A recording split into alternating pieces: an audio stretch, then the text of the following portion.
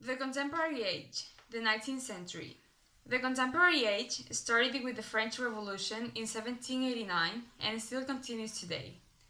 The three most important events of the 19th century were French Revolution, Industrial Revolution, and changes in society. War of Independence. At the beginning of the 19th century, the empire of the French Emperor Napoleon Bonaparte extended through Europe. In 1808, Napoleon's army invaded Spain. This invasion caused the War of Independence against France. The Spanish won the war in 1814. In 1812, during the war, the first Spanish constitution was written in Cádiz. It proposed the rights of the citizens, including the right to vote. The reign of Fernando VII, from 1814 to 1833, began after the War of Independence. All rights and liberties of civilians were suspended. Fernando VII abolished the Constitution of Cádiz and established an absolute monarchy. He persecuted the liberals who tried to take power. On the left, there's a picture of the War of Independence. This painting shows Capitan Daoiz and Velarde fighting in Madrid against the French army. Spain after Fernando VII. When Fernando VII died in 1833, Isabel II came to the throne. During her reign, the constitutional monarchy was consolidated.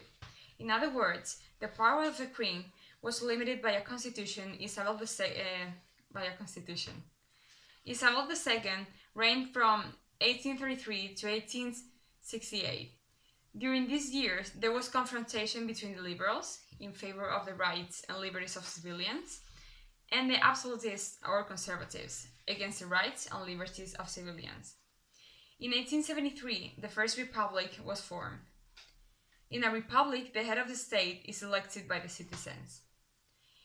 In 1874, the monarchy returned with Alfonso XII. A new constitution was written. On the right, there's a picture of the celebration of the Constitution of Cádiz.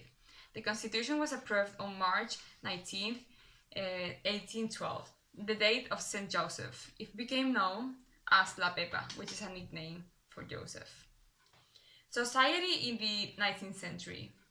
Society in the 19th century was divided into three social classes based on wealth. The upper class was the wealthiest. It was made up of aristocrats and the bourgeois. The middle class consisted of less prosperous merchants, small landowners, and professionals, such as doctors, lawyers, and engineers.